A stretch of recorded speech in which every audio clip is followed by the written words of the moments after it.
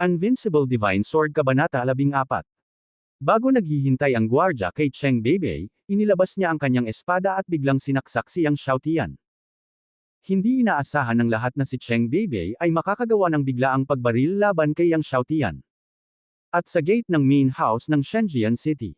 Nang makitang tutusukan na ng kabilang partido si Yang Xiaotian, biglang bumunot si Zhang Jingrong sa tabi ng espada ni Yang Xiaotian, nawala ang lahat. Biglang sumigaw, nakita kong naputol agad ang braso ng guard. Sinipa ni Zhang Jingrong ang kalaban ng mahigit 10 metro at nahulog sa mga lansangan ng gate. Ang dugo ay pula at pula ang gate ng pangunahing bahay ng Shenzhen City. Ang mutation sa harap ko ay hindi inaasahan. Haring Wu. Nagulat si Hu Xing kay Zhang Jingrong sa tabi ni Yang Xiaotian. Ang magandang maid na ito sa paligid ni Yang Xiaotian ay naging master ni Wu Wang. Tulad niya, ito ay si King Wu. Pero hindi ba galing sa Yang Jezuang si Yang Xiaotian?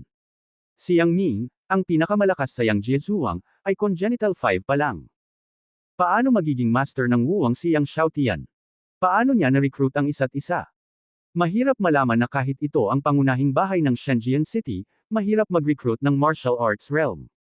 Nagulat din si Cheng Beibei. Sa oras na ito, ang espada ni Zhang Jingrong ay tumutukoy kay Cheng Beibei, at malamig na sinabi, alagaan ang mga aso sa paligid mo, at maglakas loob na barilin ang aking anak, pinabayaan pa kita. Ngayon lang niya sinipa si Cheng Beibei na nagbabantay kay Dantian, halos ganoon din ang guard. Ikaw. Nagalit si Cheng Beibei kay Zhang Jingrong at sa sobrang galit ay naglakas loob si Yang Xiaotian na ituro siya. Matapang. Inis na hinayla ni Cheng Beibei ang kanyang espada sa likod niya. Tumigil ka. Isang malakas na ingay ang narinig, at hindi galit ang boses niya. Ang kilusan dito ay nagulat kay Pang Zigang. Nang malaman ni Pang Zigang na si Cheng Beibei ay nagsagawa laban kay Yang Xiaotian sa tarangkahan ng pangunahing pamahalaan ng kanyang lungsod, ang kanyang mukha ay pangit. Ngayon ang kanyang birthday banquet. Naglakas loob si Cheng Beibei na gawin ito sa tarangkahan ng kanyang pangunahing pamahalaan. Ano itong kalokohan? Bukod dito, si Yang Xiaotian ay isang mahalagang panauhin na inimbitahan niya. Nang makita ang pagdating ni Pang Zigang, nag-alinlangan si Cheng Beibei, at kalaunan ay nabawi ang kanyang espada. Nang makita ni Cheng Beibei ang pagdating ni Pang Zigang, galit siyang sumugod, Pang Cheng, pumunta ka lang, ang katulong ni Yang Xiaotian sa tabi niya ay malubhang nasugatan ng aking bantay, at gusto rin niya akong kunin. Pumasok siya sa kulungan at pinagaling ang kanyang kasalanan. Matagal nang hindi masaya si Pang Zigang, ngunit hindi niya inaasahan na maglalakas loob si Cheng Beibei na Aidmanda muna ang masasama. Gayunpaman, si Cheng Beibei ay ang prinsesa ng kaharian ng Shanghai. Pinigilan ni Pang Zigang ang kanyang galit at sinabi, His Royal Highness, Yang Gongzi ay isang mahalagang panauhin na inimbitahan ko ngayon. Natigilan si Cheng Beibei, at gustong sabihin, nagmamadaling niyakap ni Hu Xing si Boxing at tinuwanan si Pang Zigang, Lord Pang Cheng, nalaman ng katauhan ng prinsesa-prinsesa na ang prinsesa ay nasugatan ni Yang Xiaotian ilang araw na ang nakakaraan, at ang mga kamay na nagagalit kapag ito ay nagagalit ay talagang walang ingat. Ito ay isang bagay ng kabayaran para kay Pang Cheng at ako. Pagkabalik, ang prinsesa ay dapat parusahan ang bantay. Narinig ni Pang Zigang ang mga salita, naging mas maganda ang kanyang mukha. Ibinaling niya ang kanyang ulo at niyakap si Yang Xiaotian, Yang Gongzi, okay ka lang. Hindi ko inaasahan na mangyayari ang ganoong bagay, sorry talaga. Nakipagkamay si Yang Xiaotian, okay lang, sikat na sikat si Pang Cheng. Mapagbigay si Yang Gongzi. Si Pang Zigang ay lumuwag sa kanyang puso, napakagalang na inanyayahan si Yang Xiaotian sa bahay. Nakita ni Cheng Beibei na itinikom ni Pang Zigang ang kanyang bibig nang hindi binanggit ang malubhang pinsala ng dalaga ni Yang Xiaotian sa kanyang sariling mga tauhan. Pumikit siya sa kanyang sarili, ngunit tinanggap niya si Yang Xiaotian sa bahay, at lalo siyang nagalit. Yang Xiaotian, hintayin mo ako, hindi pa ito tapos. Tumingin si Cheng Beibei kay Yang Xiaotian, na pumasok sa pangunahing palasyo ng lungsod. Hu Xingrong, ngayon ang pangunahing birthday party ng Peng Cheng. His Royal Highness, hanapin natin si Yang Xiaotian para ayusin ang mga account sa buong araw. Si Pang Zigang, bilang Master of the Sword, ay hindi isang ordinaryong may-ari ng lungsod. Minsan kahit na ang hari ng Shanghai Kingdom ay kailangang bigyan siya ng 3 puntos. Kung masyado itong problemado sa kanyang kaarawan, hindi magiging maganda ang mukha ni Pang Zigang. Gayunpaman, malamig na umungol si Cheng Beibei, my business, don't need to reason. Pagkatapos ay nagsama siya ng maraming gwardya sa bahay. Walang sinabi si Hu Xingmo. Inimbitahan ni Pang Zigang si Yang Xiaotian na pumasok sa bahay, at pinaupo si Yang Xiaotian. Itinulak ito ni Yang Xiaotian at umupo sa unang upuan sa kanan. Sa oras na ito, marami ng tao sa bulwagan. Nakita ng lahat na lumabas si Pang Zigang at personal na tinanggap ang isang bata, at pinaupo ang kabilang partido. Maraming tao ang nakatikim nito. Ngayon, ang kapistahan ng kaarawan ni Pang Zigang ay maaari niyang imbitahan, at natural na hindi mababa ang kanyang pagkakakilanlan.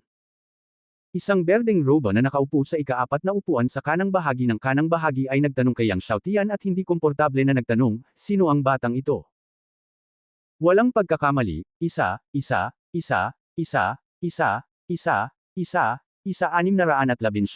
isang libro, isang libro. Yichen, ang batang ito ay ang kilalang Yang Xiaotian kamakailan. Ang kolehiyo ng Yunhui, tulad ng kolehiyo ng Shenzhen, ay isa sa 4 na kolehiyo ng Universidad ng Shanghai Guo. Gayunpaman, ang relasyon sa pagitan ng Yunhui College at ng Sword Academy ay hindi masyadong magkatugma. Siya pala. Ngumisi si Deng Yichen, napakautot nito. Sa palagay ko ay sadyang pinalalaki ng mga ignorante ang kanyang mga salita, na nagpapalaki sa kanya bilang bihira sa langit at lupa. Si Deng Yichen ay pro-disciple ni Wu Qi, isa sa 4 na pangunahing parmasyutiko ng Shanghai Kingdom, at ang pangalan ni Qiu Heqiu, Chen Zihan, at Chen Zihan. Siyempre, hindi lang mataas ang talent niya sa pagpino ng medisina, napakataas din ng martial arts at martial arts talents niya. Siya ang punong disipulo ng Yunhui College. Tumawa si Luo Junpang, bagaman gustong palakihin ng mundo ang kanyang mga salita, itong Yang Xiaotian ay ang kambal na 11 antas ng martial arts. Ang talento ay talagang mahusay. Bumantong hininga si Deng Yichen, kahit na ang kanyang talento sa martial arts at talento sa martial arts ay mahusay. Sa usapin ng pagpino ng talento, maaari ko siyang ibagsak ng 100 beses. Ngumiti si Luo Junpang, ito na. Ang martial arts ni Yang Xiaotian, bagamat ang talento sa martial arts ay kamangha-mangha, ngunit hindi niya narinig na mayroong anumang pinino na talento. Sa oras na ito, pumasok sina Cheng Beibei at Hu Xing. Nakipagkita si Deng Yichen, bumangon at binati si Cheng Beibei, Hu Xing. Nakita ni Cheng Beibei si Yang Xiaotian na nakaupo sa unang upuan sa kanan, malamig na bumantong hininga, nakaupo sa unang upuan sa kaliwa. Maya-maya, dumating na rin si Chen Zihan. Gayunpaman, si Lin Yuan ay may dapat gawin, hindi makapag-drawing ng kanyang sarili, at hindi dumating. Nang makitang dumating si Chen Zihan, kinuha ni Cheng Beibei si Chen Zihan at masayang umupo sa tabi niya. Ang iyong pinsala ay hindi hadlang. Pagkatapos magsalita ng ilang salita, sinabi ni Chen Zihan, sa hinaharap, tuturuan ka ng kapatid ko na si Yang Xiaotian. Si Cheng Beibei ay sinipa ni Yang Xiaotian, at narinig niya ito. Tinitigan ni Cheng Beibei si Yang Xiaotian at kinasusuklaman, hindi mo kailangang gumawa ng kapatid, hintayin ang pagpupulong, kailangan kong iulat ng personal ang puot na ito. Nakita ni Pang Zigang na dumating na ang karamihan sa mga bisita, kaya sinimulan niya ang handaan. Tumayo siya at itinaas ang kanyang baso, nagpasalamat sa lahat ng dumating, at nagsalita ng mahusay. Pagkatapos maupo kasama ang lahat, muling itinaas ni Pang Zigang ang kanyang baso at ngumiti kay Yang Xiaotian, siyang Master Yang ay may walang kapantay na talento sa eskrimador. Ako, si Pang Zigang, ay humahanga sa iyo. Halika, ipagtitimpla kita ng isang baso. Noong nakaraang buwan, sa tuwing naiintindihan ni Yang Xiaotian ang Stone Sword, nanunood siya mula sa malayo sa mansyon. Masasabing superfan siya ni Yang Xiaotian. Masyado kang mabait, Lord City Lord. Itinaas ni Yang Xiaotian ang kanyang baso at magalang na ibinalik ang pagbati. Bumantong hininga si Deng Yichen nang makita niyang pinupuri ni Pang Zigang ang walang katulad na talento ni Yang Xiaotian sa espada. Sa oras na ito, sinabi ni Luo Junpang, lahat, hindi ko alam kung narinig ninyo na ang misteryosong alchemist ay nagbebenta ng 26 na top-grade na dragon at tigre na elixir sa Fengyan Commercial Bank sa pagkakataong ito. Matagal ko nang narinig ang tungkol dito. Narinig ko na kahit ang mga nakapaligid na bansa ay naalarma sa bagay na ito. Maraming superpower sa mga nakapalibot na bansa ang gustong i-recruit ang taong ito, at magalok pa ng mataas na presyo. Bulalas din ni Hu Xing. Bumantong hininga din si Pang Zigang, sinabi ng appraiser ng Fengyan Business na ang 26 na top-grade na dragon at tiger spirit pills na ito ay pinino lahat ngayong buwan. Ang antas ng pagpino ng gamot ng taong ito ay hindi kapanipaniwala. Agad itong pinag-usapan ng lahat ng nasa hall. Kahanga-hanga. Lahat ay humanga. Dumating sina Deng Yichen, Luo Junpeng at iba pa sa Shenzhen City dahil nabalitaan nila ito. Isang malaking karangalan para sa kanila na makilala at makausap ang isang nakakatakot na alchemist. Narinig ko na tinawag ng taong ito ang kanyang sarili na Lord Long. Sinabi ni Chen Zihan na may magagandang mata, ang taong ito ay maaaring master ng Dragon Clan. Narinig ko rin na ang taong ito ay maaaring master ng Dragon Clan. Nakasuot siya ng Dragon Head Mask, at ang kanyang invisibility technique ay napaka-advance. Kaya niyang magtago sa dilim at mawala sa isang kisap mata. Sinabi ni Zhang Dong, ang patriarch ng pamilya Zhang sa Shenzhen City. Ang pamilya Zhang ay isa sa pinakamalaking pamilya sa Shenzhen City, at si Zhang Dong ay isa sa mga master sa Shenzhen City. Ilang sandali, pinag-uusapan ng lahat ang misteryosong alchemist na si Lord Long. May mga nagsabi pa na si Lord Long ay isang master na hindi pa nagpakita sa mundo. May mga nagsabi na si Lord Long ay isang matandang lalaki, dahil sa tuwing kakausapin niya si Wen Jingyi, ang kanyang boses ay napakapaos, tulad ng isang matanda. Nakinig si Yang Xiaotian sa mga taong nakapaligid sa kanya na nag-uusap, umiling at ngumiti. Pagkatapos ng 3 ikot ng inuman, biglang sinabi ni Deng Yichen, Yang Xiaotian, narinig ko na ang talento mo sa espada ay bihira sa 1,000 taon. Ikaw ang unang tao sa aking Shanghai Kingdom sa loob ng daan-daang taon. Kahit si Shi Jian ng Divine Sword Academy ay gustong maunawaan ito. Ngayon, bakit hindi ka magtanghal sa entablado at hayaang buksan natin ang ating mga mata? Ibinaba ng lahat ang kanilang mga baso ng alak. Naging tahimik ang orihinal na masiglang eksena. Pagganap. Nang makita si Deng Yichen na gumagamit ng mapagpalang tono para hayaan siyang magtanghal sa entablado, walang pakialam na sinabi ni Yang Xiaotian, sino ang iyong kamahalan? Sino ang iyong kamahalan? Natigilan ang lahat. Medyo pangit ang mukha ni Deng Yichen. Agad na sinabi ni Luo Junpeng, ang vice-presidente ng Yunhai College, ito si G. Deng Yichen, ang punong disipulo ng ating Yunhui College. Si G. Deng Yichen ay direktang disipulo ni Senior Wu Qi, isa sa 4 na dakilang alchemist ng ating bansang Shanghai. Kaya siya ang direktang disipulo ni Senior Wu Qi, isa sa 4 na dakilang alchemist ng ating Shanghai country. Sinabi ni Yang Xiaotian, kaya, napakataas ng kakayahan ni Mr. Deng sa alchemy. Iniisip ko kung kaya niyang pinuhin ang pinakamahusay na likido sa pagbuo ng pundasyon ng espiritu. Bakit hindi ka bumaba at magtanghal para mamulat natin ang ating mga mata? Halos mabulunan si Deng Yichen. Kahit na ang kanyang amo ay hindi magagarantiya na kaya niyang pinuhin ang pinakamahusay na foundation building spirit liquid 100% sa bawat pagkakataon, lalo na siya. Sa oras na ito, si Cheng Beibei, na hindi nakatiis kay Yang Xiaotian, ay hindi napigil ang magsabi, Yang Xiaotian, parang kaya mong pinuhin ang pinakamahusay na likidong espiritu na nagtatayo ng pundasyon. Pabayaan ang pinakamahusay, sa palagay ko ay hindi mo mapapadalisay ang mababang likidong espiritu ng pagbuo ng pundasyon. Magsasalita na sana si Pang Ji nang biglang tumalon si Cheng Beibei at lumapag sa gitna ng bulwagan, pagkatapos ay itinutok ang kanyang espada kay Yang Xiaotian, Yang Xiaotian, hindi mo ba sinasabing walang kapantay sa espada? Gusto kong matuto ng espada mula sa iyo. Sumimangot si Yang Xiaotian. Bakit, ayaw mo ba? Ngumisi si Cheng Beibei, ikaw ay isang elder ng Sword Hall, hindi ka ba maglakas loob na tanggapin ang hamon ng isang first-year student na tulad ko? Ayaw mo ba? Sinabi ni Yang Xiaotian, ngayon ay ang piging ng kaarawan ng City Lord Pang, natatakot akong bugbugin kita para samuka ng dugo at madumihan ang bulwagan. Galit na galit si Cheng Beibei nang marinig niya ito, hindi na itinago ang kanyang hininga, at ang kanyang likas na tunay na chi ay umiikot. Katutubong kaharian. Ang kanyang kamahalan ng ika-4 na prinsesa ay nakalusot sa likas na kaharian. Ang kanyang kamahalan ng ika-4 na prinsesa ay katatapos lamang ng 10 taong gulang, 14 na taong gulang na likas, kamanghamanghang talento. Sa bulwagan, nagkaroon ng pagsabog ng tandang. Sa oras na ito, biglang itinutok ni Cheng Beibei ang isang espada kay Yang Xiaotian na nakaupo sa upuan, Yang Xiaotian, kunin mo ang aking Xiantian sword. Ang kanyang bulaklak ng espada ay nanginginig, at ito ay napakatalino. Matapos masira ang Xiantian, tumaas ang lakas ni Cheng Beibei. Ang sword technique na ito ay ang Xiantian sword technique na natutunan niya lang.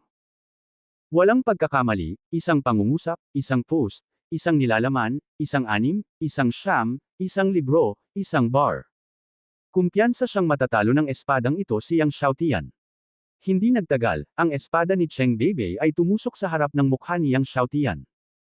Kung si Yang Xiaotian ay nasaksak ng kanyang espada, ang kanyang mukha ay tiyak na matusukan ng isang butas.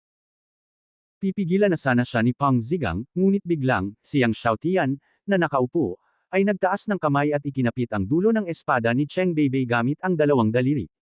Natigilan ang lahat. Biglang tumalon si Yang Xiaotian at sumipa palabas. Mag-ingat ka. Nakita ito ni Chen Zihan, nagbago ang kanyang magandang mukha, at sumigaw siya ng may pag-aalala. Gayunpaman, sa sandaling matapos siyang magsalita, nakita niyang muling sinipa ni Yang Xiaotian si Cheng Beibei. Ang espada ay itinapon kasama nito. Malakas na nahulog si Cheng Beibei sa gitna ng bulwagan, at bumulwak ang dugo mula sa kanyang bibig. Your Highness! Beibei! Nagmadaling lumabas ang mga bantay ni Chen Zihan at Cheng Beibei.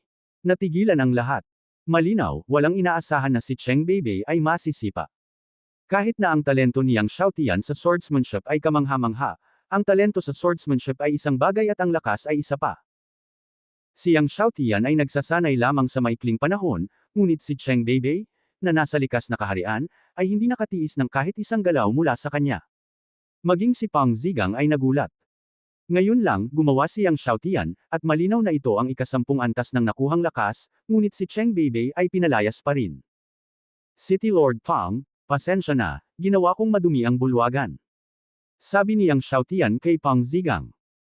Magsasalita na sana si Pang Ji nang si Chen Zihan, na nagsuri sa mga sugat ni Cheng Beibei, ay galit na itinuro si Yang Xiaotian, Yang Xiaotian, lalaki ka at inaapi mo talaga ang isang babae. Anong klaseng kakayahan yan? Kung may kakayahan ka, makakalaban mo ako sa pagdadalisay ng gamot. Si Yang Xiaotian ay malamig na tumingin kay Chen Zihan. Si Cheng Beibei ang unang nagsimula nito. Hindi naman siya pwedeng umupo na lang at hayaan ang kabilang partido na batasin ang mukha niya nang hindi kumikilos, di ba? Nang marinig ni Yang Xiaotian na sinabi ni Chen Zihan na gusto niyang makipagkumpetensya sa kanya sa pagpino ng gamot, ang mukha nito ay medyo hindi natural, gusto mo bang makipagkumpetensya sa akin sa pagpino ng gamot? Oo. Ngumisi si Chen Zihan, don't you dare. Tama, malamang hindi mo man lang makilala ang lahat ng mga gamot. Narinig ko mula kay Beibei noon na nagpanggap ka bilang pharmacist ng aming pharmacist hall. Totoo ba iyon? Makinig sa peking pharmacist ni Yang Xiaotian, isang kaguluhan sa bulwagan. Pagkatapos ng lahat, si Yang Xiaotian ay ngayon ang elder ng Sword Hall ng Sword Academy. Kung siya ay nagpapanggap na isang pharmacist, ito ay masyadong nawala. Ito ay pangit. Ito ay isang kahihiyan. Nang marinig ito ni Deng Yichen, agad siyang ngumiti, Yang Xiaotian, dahil kayo ang mga elder ng Sword Hall ng Shenzhen Academy, nagpapanggap siyang parmasyutiko ng palasyo ng parmasyutiko. Magpanggap na pharmacist, pwede siyang tanungin ng pharmacist temple, di ba? Tuwang-tuwa si Luo Junpang. Hindi pinansin ni Yang Xiaotian sina Deng Yichen at Luo Junpang, nakatingin kay Chen Zihan. Ang kanyang mukha ay gaya ng dati, mga peking pharmaceutical pharmacist. Nang marinig ito ni Chen Zihan, ngumisi siya, bakit, huwag mong aminin. Mahigit isang buwan na ang nakalipas, sa pintuan ng templo ng aming parmasyutiko, sinabi mo na gumawa ka ng baselight sa loob lamang ng kalahating oras at pumasa sa pagsusuri ng parmasyutiko. Ano pong nagpapanggap na pharmacist ng pharmacist natin? Nang marinig ito ng lahat, nagkatinginan sila at hindi naniwala. Ang Shenlong Empire ay may hindi mabilang na mga taon, at walang henyo ang hindi kailanman nakapasa sa pagtatasa ng parmasyutiko sa edad na 8, pabayaan ang pagtatasa sa loob lamang ng kalahating oras. No wonder lahat ay naniniwala. Ang level ng training ng gamot mo, natural hindi mo kayang gawing likido ang foundation sa loob ng kalahating oras. Ang basura mo ay hindi ibig sabihin na ang iba at ikaw ay parang basura. Ang hindi mo magawa ay hindi ibig sabihin ng iba. Walang ekspresyon. Si Chen Zihan, bilang Chu Qiao, ay ang nakababatang henerasyon ng Shanghai Kingdom. Narinig niya na ang maliit na umutot ni Yang Xiaotian ay nagsabi na siya ay nagkuskos ng paalang na basura, at ang kanyang mukha ay galit na galit. Nang makita ito ni Pang Zigang, sinabi niya, Girl Chen, naisip ito ni Yang Gangzi noon. Ngayon, ito ang piging sa buhay ko. Ito na ang katapusan. Pagkatapos ay hayaan ng mga tao na ipadala si Cheng Beibei upang magpagaling. Mga salitang hindi sinasadya. Sa pakikinig sa sinabi ni Pang Zigang, alam ni Yang Xiaotian na hindi naniniwala si Pang Zigang na makakapasa siya sa pagsusuri ng parmasyutiko sa loob ng kalahating oras. Gayunpaman, hindi siya nagpaliwanag. Nang makita ni Chen Zihan si Pang Zigang na sinabi na ang bagay ay narito, kailangan niyang titigan si Yang Xiaotian at umupo. Pagkatapos ng lahat, si Yang Xiaotian ay hindi nag-aagawan kung saan-saan sa pangalan ng parmasyutiko, at hindi niya talaga tinanong si Yang Xiaotian tungkol sa bagay na ito. Nagtagal muli ang piging, at nagsimulang matapos si Fang. Pagkatapos ng pagtatapos, personal na pinaalis ni Pang Zigang si Yang Xiaotian palabas ng pangunahing palasyo ng lungsod. Hiniling din niya kay Yang Xiaotian na pumunta sa pangunahing bahay ng lungsod upang maupo. Pagkatapos ng anumang mga katanungan, maaari siyang lumapit sa kanya. Kinuha ni Yang Xiaotian si Liao Kun at umalis si Zhang Jingrong. Sa hindi kalayuan, nakilala ko sina Deng Yichen at Luo Junpang. Nang makita ni Deng Yichen si Yang Xiaotian, tumawa siya, hindi ko inaasahan, si Yang Gangzi ay nagpraktis ng antas ng gamot ng napakarerebeld, at pumasa sa pagsusuri ng parmasyutiko sa loob ng kalahating oras. Nang marinig ang mga salita ng kabilang partido at tumawa, biglang sinabi ni Yang Xiaotian, sa paligsahan ng parmasyutiko, sasali ka rin ba? Natigilan si Deng Yichen, ngunit hindi niya inaasahan na bigla siyang tatanungin ni Yang Xiaotian, ngunit tumanggaw siya, makilahok. Mabuti naman. Natapos magsalita si Yang Xiaotian, kasama si Liao Kun, umalis si Zhang Jingrong. Pagtingin kay Yang Xiaotian palayo, nakasimangot si Deng Yichen. Ano ang ibig sabihin ni Yang Xiaotian? Tumawa si Luo Junpang, hindi ba dapat lumahok din ang batang ito? Tumawa si Deng Yichen, naniniwala ka ba na ang batang ito ay makakagawa ng built-in na espiritual na solusyon sa loob ng kalahating oras? Nagtawanan ang dalawa. Fair na, ipagpatuloy natin ang pagtatanong tungkol sa balita ni Lord Long. Sinabi ni Luo Junpang, sinabi ng Dean na kung ang taong ito ay maaaring maging matanda sa aming kolehiyo, maaari siyang sumang-ayon na ang anumang mga mapagkukunan sa aming kolehiyo ay maaaring hayaan siyang mapunta sa kanya, at maaari niyang hayaan siya sa kanya. Gamitin. Umalis ang dalawa. Pagkabalik sa bahay, sinimulan ni Yang Xiaotian na tawagin ang apoy ng kulog, at pino ang 4 na elepante. Matapos pinuhin ng isang walang katulad na 4 na espiritu ng elepante, si Fang Shi ay nagsanay ng Shilongju. Kinabukasan, nang tumigil si Yang Xiaotian sa paglilinang, biglang, isang kamangha-manghang pamimilit ang dumating mula sa kanluraning hukuman. Naramdaman ni Yang Xiaotian ang kamangha-manghang pamimilit na ito, na nagpakita ng isang ngiti, at ilang araw na nagsara, sa wakas ay nagtagumpay si Luo Qing. Nang dumating si Yang Xiaotian sa bakuran ni Luo Qing, dumating din sina Liao Kun, Zhang Jingrong, at Chen Yishen. Nakita ko ang chi ni Luo Qing palabas ng kwarto. Ang buong tao ay ibang-iba sa dati. Congratulations!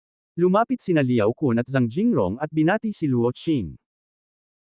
Ngumiti si Luo Qing, tumanggaw kasama ang 5, at pagkatapos ay lumapit kay Yang Xiaotian, yumuko ng malalim, maaaring magkaroon si Luo Qing ngayon, lahat ay ibinigay ng kanyang anak, at si Luo Qing ay napunta sa apoy sa hinaharap, at wala siyang sinabi. Ito ang kanyang mga salita. Kung wala si Yang Xiaotian, maaaring manatili pa rin siya sa palengke ng alipin, at siya ay latigo, aabuso, o kahit mamatay sa gutom. Walang pagkakamali, 619,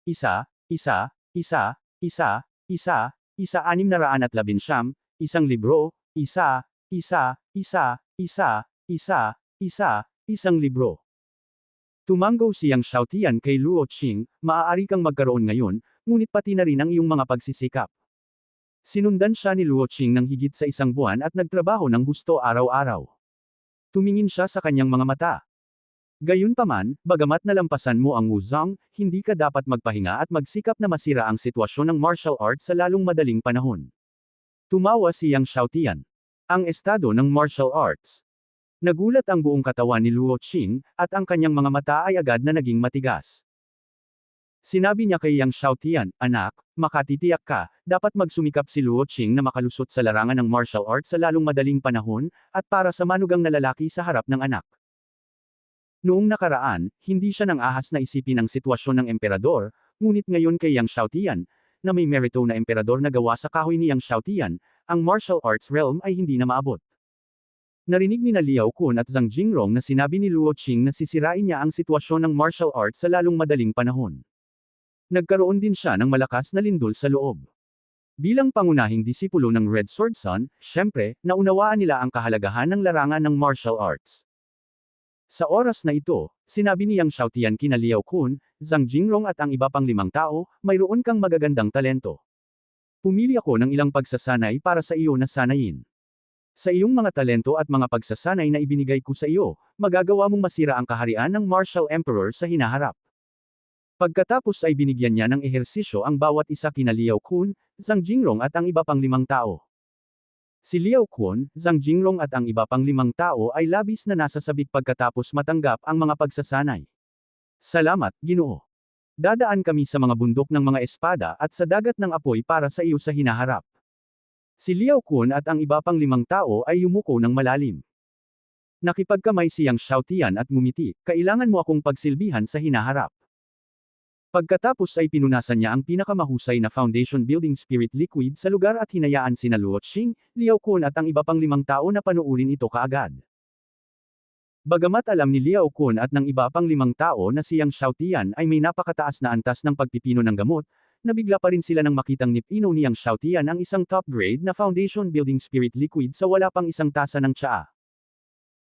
Pagkatapos pinuhin ang isang batch ng top-grade foundation building spiritual liquid, hiniling ni Yang Xiaotian kay Liao Kun at 4 na iba pa na ibigay ito sa mga aliping binili kahapon upang kunin at magsanay, at pagkatapos ay pumunta sa 100 Sword Square upang ipagpatuloy ang pag-unawa sa 56th Stone Sword.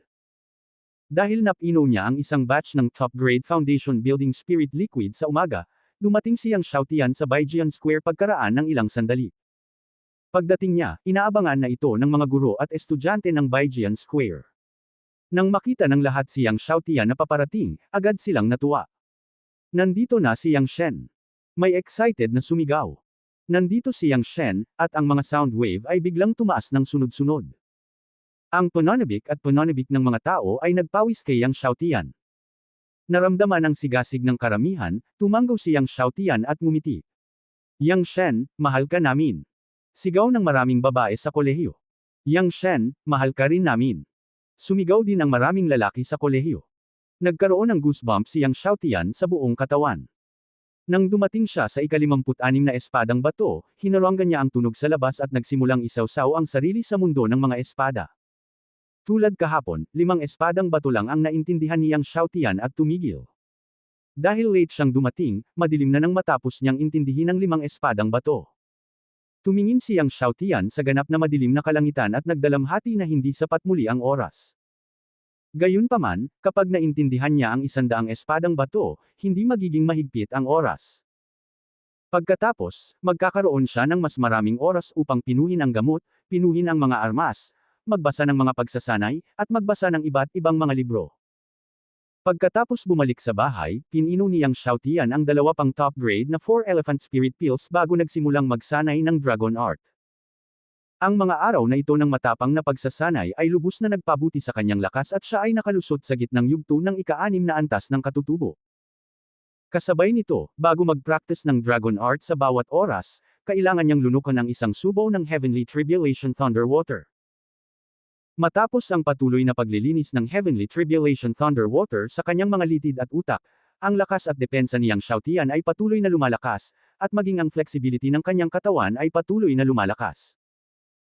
Kinabukasan, pinadalisay ni Yang Xiaotian ang isang batch ng top-grade foundation building spirit liquid para sa mga aliping binili niya noong nakaraang araw para lunukan at magsanay. Sumunod, si Yang Xiaotian ay sumunod sa nakagawian at pumunta sa 100 Sword Square upang maunawaan ang mga espadang bato. Ang mga sumunod na araw ay pareho. Naiintindihan niya ang 5 espadang bato araw-araw. Matapos maunawaan ang espadang bato, bumalik siya sa bahay upang gumawa ng mga elixir at magsanay ng Dragon Art. Pagkaraan ng ilang araw, sa wakas ay naunawaan na niya ang ika-80 espada. Nang maunawaan niya ang ika-80 espada, gumaan ang pakiramdam ni Yang Xiaotian. May natitira pang 20 espadang bato. Kahit na ang mga espadang bato ay naging mas mahirap intindihin habang lumilipas ang panahon, tiwala si Yang Xiaotian na mauunawaan niya ang natitirang 20 espada sa loob ng 5 araw. 5 araw. Sa panahong iyon, siya na ang magiging master ng Sword Hall. Kunin ang mana ng Sword Hall at supilan ang 9 Phoenix Golden Flame. Gayunpaman, nang bumalik sila sa bahay pagkatapos maunawaan ang ika-80 na espadang bato, pumunta sina ate at ali kay Yang Xiaotian upang magreklamo, na sinabing hinarang sila ng Urban Construction Bureau nang nais nilang i-connecta ang 2 bahay at pagsamahin ang mga ito. Nakablock. Nagulat si Yang Xiaotian, iligal ba ang pamamaraan? Ang aming pamamaraan ay ganap na legal. Sabi ni ate, kaya lang, iginiit nila na magdudulot kami ng istorbo sa mga tao at magdulot ng basura sa kalye kung magkakabit kami ng mga bahay. Anyway, tumanggi silang payagan kaming magtrabaho sa iba't ibang dahilan. Lumubog ang mukha niyang Xiaotian. Sa katunayan, ipinapakita nito na ang mga taong ito ay nag-iisip lamang ng iba't ibang dahilan upang humingi ng pera. Sa susunod na dumating sila, bigyan mo sila ng 100 ginto. Sabi niyang Xiaotian. At pumayag si Ali.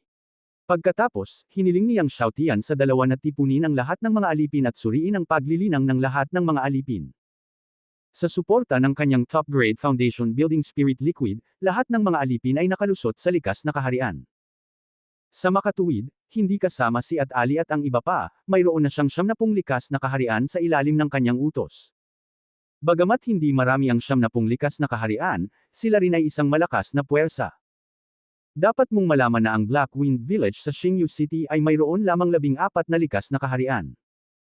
Pagkatapos, hiniling niyang Xiaotian sa mga aliping ito na bumuo ng isang pangkat ng 10 at pumili ng 9 na maging mga kapitan, at ang 9 na taong ito ay pinamamahalaan ni at Ali. Sa ganitong paraan, madali ding pamahalaan si at Ali, at ang dalawa ay maaari ding gumugol ng mas maraming oras sa paglilinang sa hinaharap. Kasabay nito, hiniling niyang Xiaotian kina Luo Qing, Liao Kun at iba pa na bigyan ng higit na gabay si at Ali at ang iba pa sa kanilang paglilinang kapag sila ay malaya na.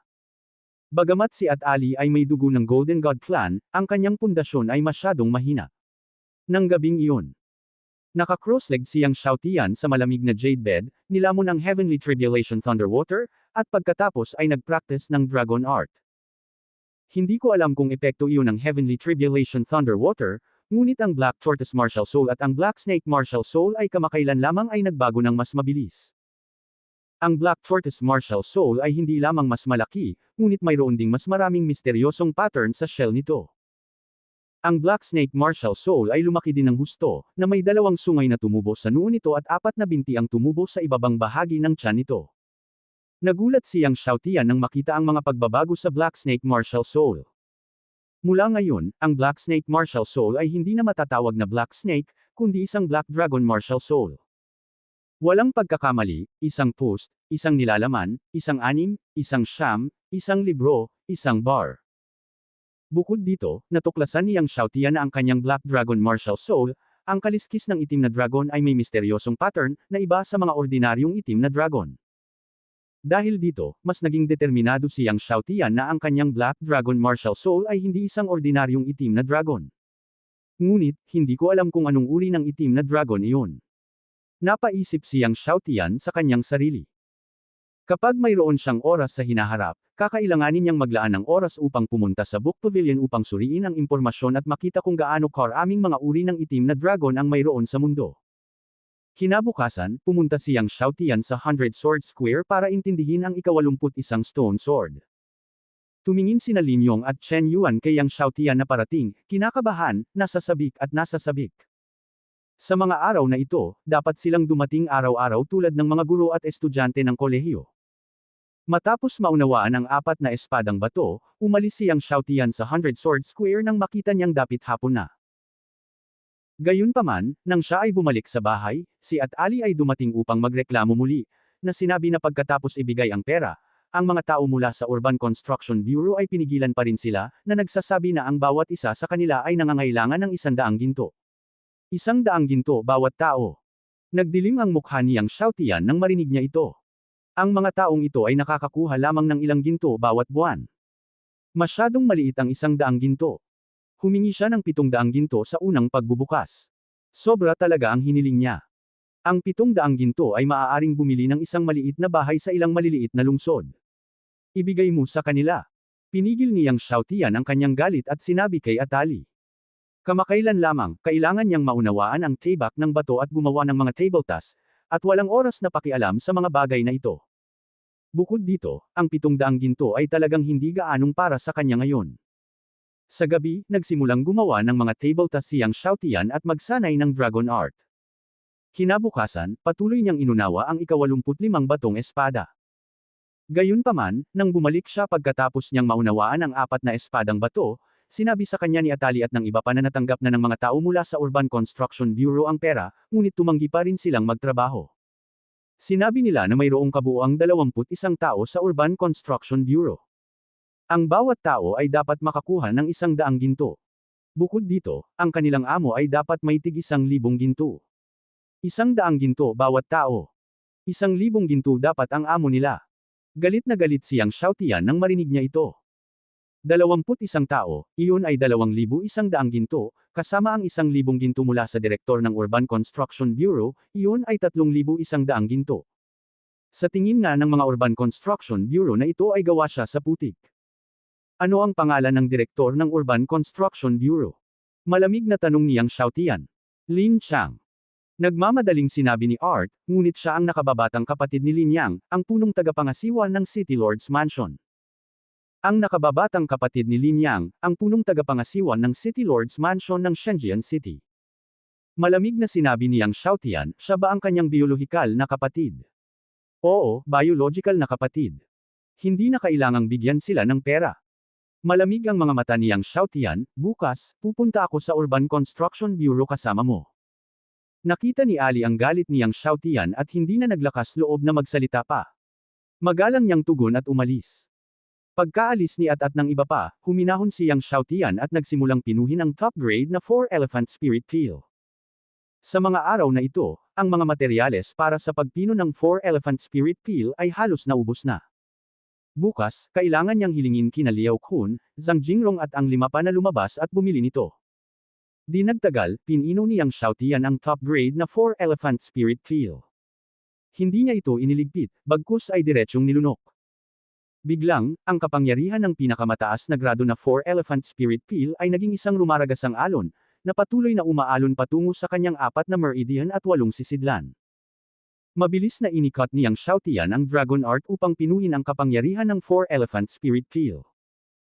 Habang ang kapangyarihan ng tableta ay patuloy na nagbabago sa likas na tunay na Qi, ang likas na tunay na Qi Cyclone sa dantian niyang Xiaotian ay patuloy na lumaki sa bilis na nakikita ng mata. Siyang Xiaotian ay orihinal na nasa gitnang yugto ng ika-6 na antas ng likas na kaharian, ngunit sa lalong madaling panahon ay nakapasok siya sa huling yugto ng ika-6 na antas. At pagkatapos na masira ang huling yugto ng ika-6 na antas, nagpatuloy siya sa pagbuti. Nang pinuhin niyang Xiaotian ang kapangyarihan ng top grade 4 Elephant Spirit Peel, ito ay maliwanag na. At nakapasok siya sa ika-7 antas ng likas na kaharian. Ang epekto ng top grade na 4 Elephant Spirit Peel ay mas mahusay kaysa sa inaasahan niyang Xiaotian. Nagtataka ako kung gaano kabisa ang Heaven Grade 4 Elephant Spirit Peel. Napaisip siyang Xiaotian sa kanyang sarili. Ang top grade peel ay hindi ang pinakamataas na grade peel. Sa itaas ng pinakamataas na grado, mayroong heaven grade. Gayunpaman, ang heaven grade ay halos wala na. Bagamat bihira ang pinakamataas na grado, may mga kayamanan pa rin ang ilang pangunahing puwersa, gaya ng maharlikang pamilya ng Tiandao Empire, na mayroong pinakamataas na grado na 4 Elephant Spirit Peel. Gayunpaman, ang heaven grade ay halos hindi nakikita. Sa hindi mabilang na mga taon ng One World, ang dami ng beses na lumilitaw ang Heaven Grade Peel ay napakabihirang. Kahit na mayroon kang nangungunang 10 sunog sa listahan, kailangan mo pa rin ng sobrang sopistikadong mga diskarte sa alchemy at super soul perception para magkaroon ng kislap ng pag-asa na pinuhin ng isang Heavenly Grade Elixir. Gayunpaman, sa hindi mabilang na mga taon ng One World, ang bilang ng mga parmasyutiko na may nangungunang 10 sunog sa listahan ay napakabihirang, at mabibilang mo sila sa 2 kamay. Lumilikha din ito ng dahilan kung bakit halos hindi nakikita ang makalangit na grade elixir. Gayunpaman, siyang Xiaotian ay mayroon na ngayong banal na apoy, at mayroon pa ring malaking pag-asa para sa kanya na pinuhin ng isang makalangit na elixir. Gayunpaman, ang kanyang mga diskarte sa alchemy at pangunawa ng kaluluwa ay kailangan pa ring mapabuti. Siguro, 3 taon. Napaisip siyang Xiaotian. Sa kanyang kasalukuyang bilis ng pagpapabuti, magagawa niyang pinuhin ang isang makalangit na elixir sa loob ng 3 taon. Paglabas niya ng bakuran ay magalang na naghihintay sa labas sina Ateli at Ali. Nang walang sabi-sabi, dinala niyang Xiaotian ang dalawa sa Urban Construction Bureau. Ang Urban Construction Bureau ng Shenzhen City ay itinayo ng napaka-Keringal, at ang mga materyales na ginamit ay lahat ng mataas na kalidad na granite. Pagdating ng 3, buhay na ang Urban Construction Bureau, may mga taong nagsisilabasan. Ang Urban Construction Bureau ay isang mahalagang departamento sa lungsod, at maraming tao ang pumupunta sa Urban Construction Bureau para magnegosyo. Ang sikat ng araw ay sumisikat sa bintana patungo sa bulwagan ng Urban Construction Bureau. Sa pagtingin sa butik-butik na sikat ng araw, nakaramdam siyang Xiaotian ng kawalan ng ulirat. Sa oras na ito, nakita ng isang binata mula sa Urban Construction Bureau na madalas na pumupunta upang ihinto ang konstruksyon sa nakalipas na 2 araw kay Art at Ali, ikaw ba? Si Art ay humakbang pasulong at ikinulong ang kanyang mga kamao at ngumiti, itong binata, ito ang ating young master, gusto ng ating young master na makita ang iyong direktor. Young master. Tumingin ang binata kay Yang Xiaotian, labis na nagulat. Halatang hindi niya inaasahan na magdadala ng 8 taong gulang na bata si Art at ang dalawa pa. Pagkatapos, hiniling niya kay Yang Xiaotian at sa dalawa pang pumunta doon at maghintay, at pumasok siya para magulat. Sa oras na ito, sa opisina ng direktor, si Lin Chang ay nakaupo roon na naka-cross legs at masayang umiinom ng espiritual na tsaa.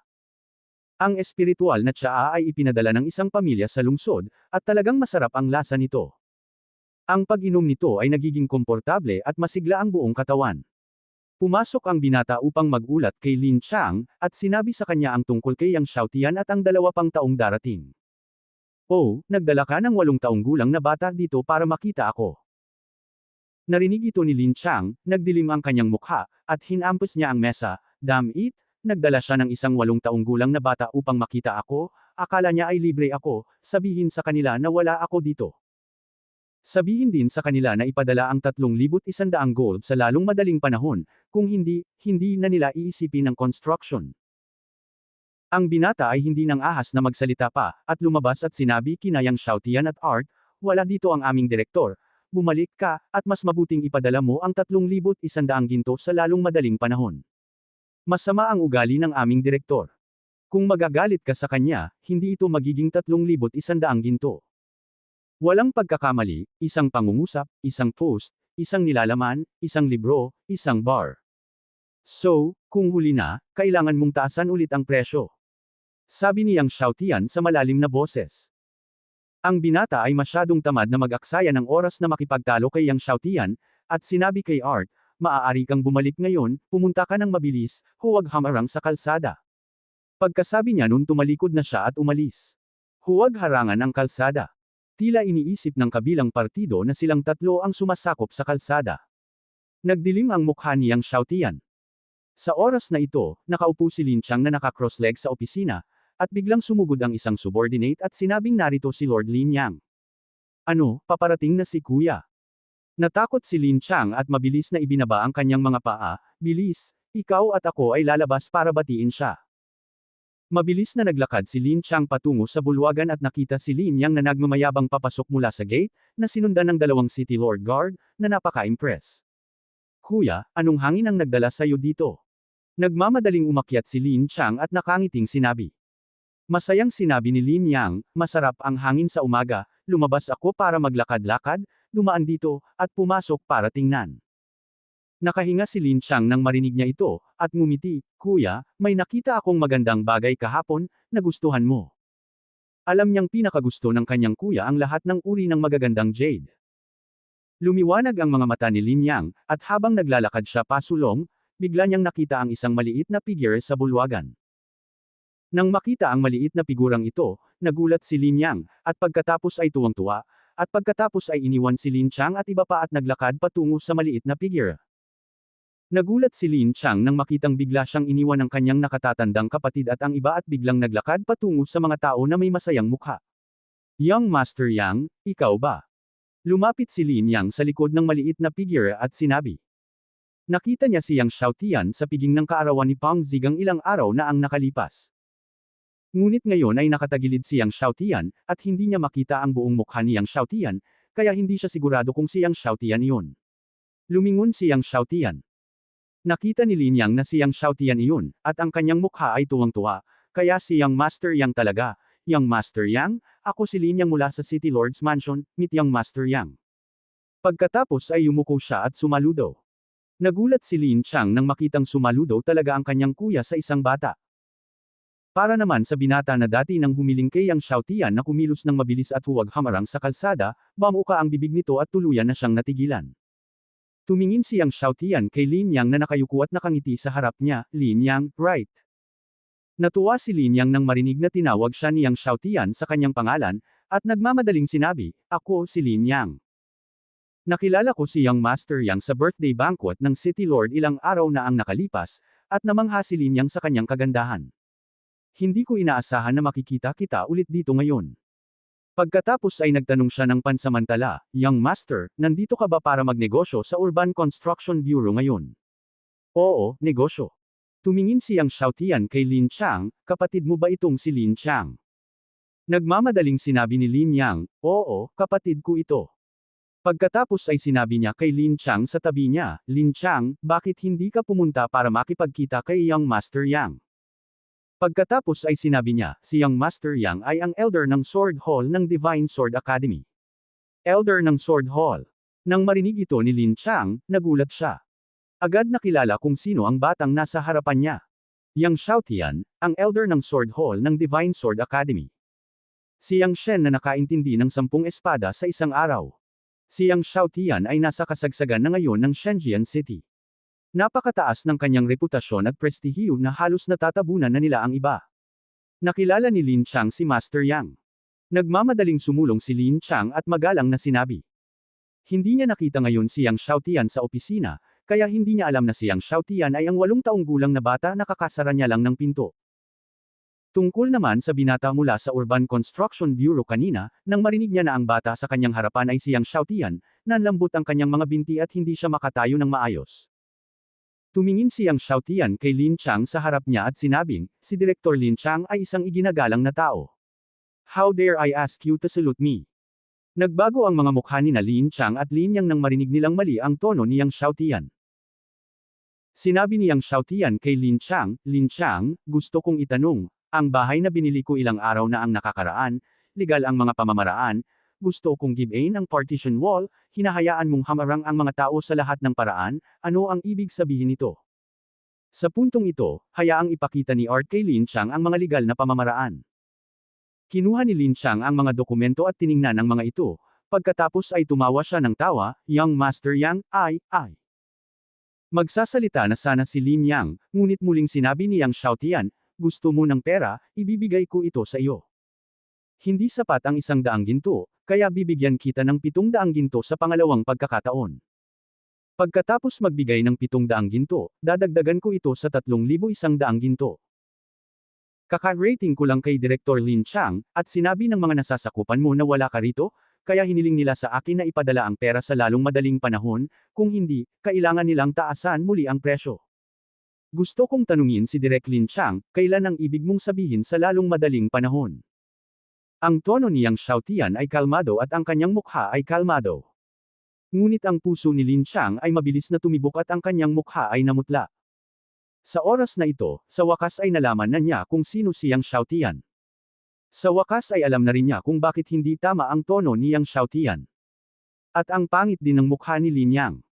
Ang kanyang kapatid, isang bulag, ay talagang nakakuha ng langis at tubig mula kay Yang Xiaotian. At hindi sapat ang 100 ginto.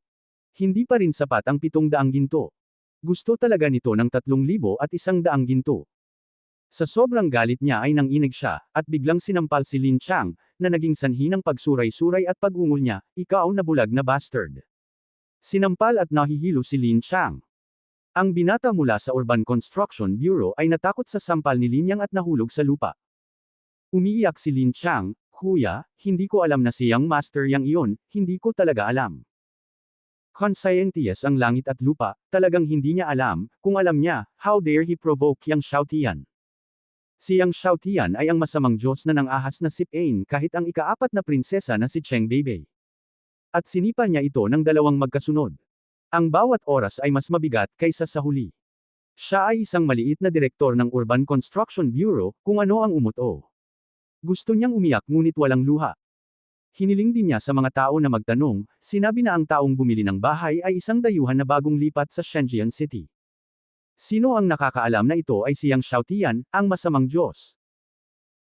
Matapos sampilan ni Lin Yang ang kanyang kapatid na si Lin Chang, agad niyang ikinumpas ang kanyang mga kamao kay Yang Xiaotian, humihingi ng tawad, at sinabing may takot, Young Master Yang, bulag ang kapatid ko, huwag kang mag-alala, parurusahan ko siya at bibigyan ka ng paliwanag.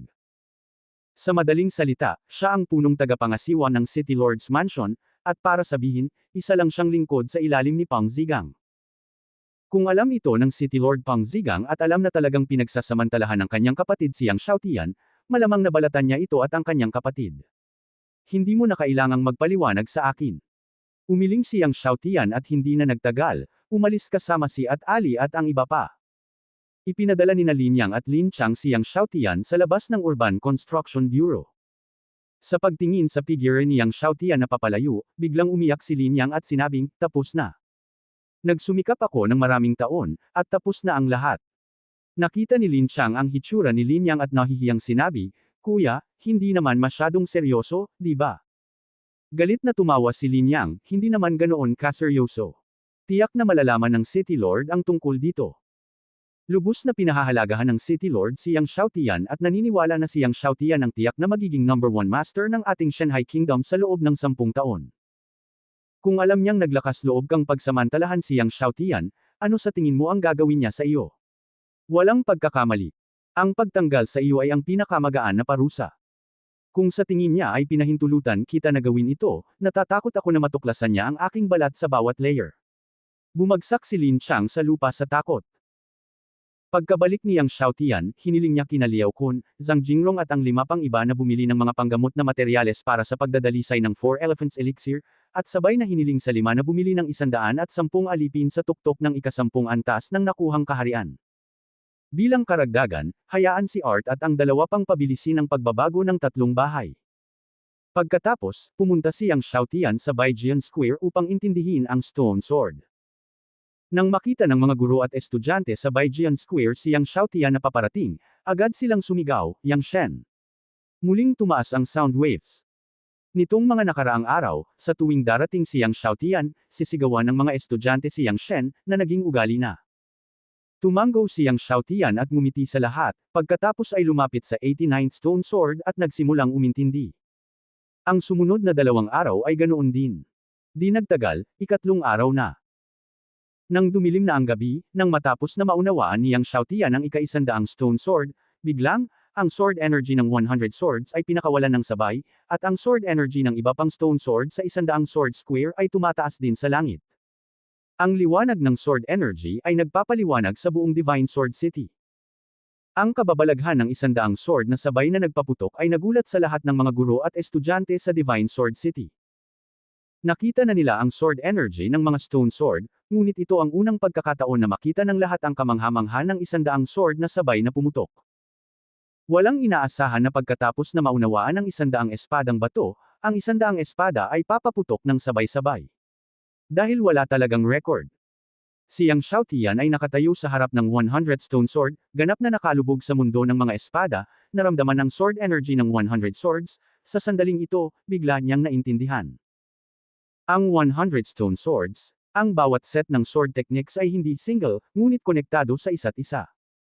Ang 100 set ng sword technique ay maaaring isaayos sa 100 sword formation sa oras na iyon. Ang 100 Swords Formation ay isa sa pinakamalakas na sword formation sa Divine Sword Academy at isa sa mga inheritance ng Sword Hall. Nang makita ang 100 swords na pumutok at si Yang Xiaotian na nakatayo sa gitna ng sword energy, sina Lin Yong at Chen Yuan ay nasa sabik. Sa wakas, naintindihan na ni Xiaotian ang 100 swords. Sa wakas naintindihan na ni Xiaotian ang 100 swords. Lalo na si Chen Yuan, lalo siyang natuwa at maswerte na iniwan niya si Yang Xiaotian sa Divine Sword Academy. Sa oras na ito, 5 figure ang sumabog sa ere, sila ang 5 elder ng Sword Hall, Chen Changqing, Hile, at Ren Feizo. Ang 5 tao ay hindi umalis sa Sword Hall sa loob ng maraming taon, at ngayon, lahat ay nakarating sa 100 Sword Square. Si Chen Changqing, Hile, Ren Feizo at ang iba pang 5 ay dumating sa 100 Sword Square at parehong nabigla at nasa sabik nang makita nila ang 100 Swords Chi na sabay-sabay na inilabas. Daan-daang taon na ang nakalipas. Pagkalipas ng daan-daang taon, sa wakas ay may nakaintindi sa 100 Swords. Naghintay sila ng napakaraming taon. Ito ay daan-daang taon, at ang aking Sword Hall sa wakas ay may bagong Hall Master. Biglang naramdaman ni Hile na may tumulong luha sa kanyang mga mata. Oo, daan-daang taon na ang nakalipas. Napabuntong hininga si Chen Changqing. Sa City Lord's Mansion, si Pang Zigang at isang grupo ng mga master sa City Lord's Mansion ay parehong nabigla nang makita nila ang Hundred Swords Chi sa itaas ng Divine Sword Academy. Ang Hundred Swords Chi ay tumagal ng mahabang panahon bago ito dahan-daang naglaho. Nang mawala ang Hundred Swords Chi, huminga ng malalim si Chen Changqing at sinabi kay Hile at sa iba pa, "Tara na at magbigay galang sa Hall Master." Magbigay galang sa Hall Master. Sa sandaling ito, si Yang Xiaotian ang Hall Master ng Sword Hall ng Divine Sword Academy. Sa pangunguna ni Chen Changqing, 5 tao ang lumapit kay Yang Xiaotian, at pagkatapos ay yumuko ng malalim, "Chen Changqing, Hile, Ren Feizu, Mo Gao, Zhou Shay, meet the Master." Sabay-sabay na sabi ng 5 tao. Hindi malakas ang boses, ngunit nagulat ang lahat ng mga guro at estudyante ng Divine Sword Academy. Sa oras na ito, napagtanto ng lahat ng mga guro at estudyante ng Divine Sword Academy na si Yang Xiaotian ay hindi na ang freshman na kilala nila. Siya ang master ng Sword Hall ng kanilang Divine Sword Academy. Kilalanin ang master. Nag-react din sina Lin Yong at Chen Yuan at lumapit para sumaludo. Kilalanin ang master.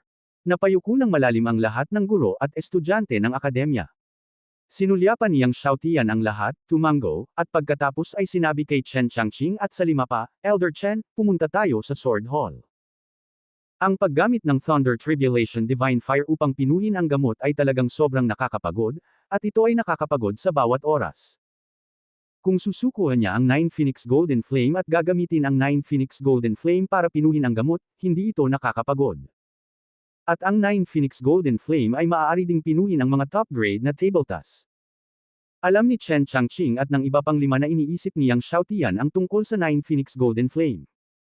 Nagkatinginan sila, nag-alinlangan, at sa wakas ay tumango. Kaya, dinala muli ng 5 si Yang Xiaotian sa Sword Hall. Pagpasok sa Sword Hall, nakita nila na ang Sword Hall ay parang palasyo, kasama ang lahat ng nasa loob nito. Hindi lang mga training room ang naroon, kundi pati na rin ang martial arts training grounds, alchemy room, at sword pavilion. Sa loob ng sword pavilion, mayroong lahat ng uri ng mga bagay na may kaugnayan sa mga espada. May mga manual ng espada, at mga pader ng espada. Pagkatapos dumaan sa sword pavilion, ito ang pinakamalalim na bahagi ng sword hall.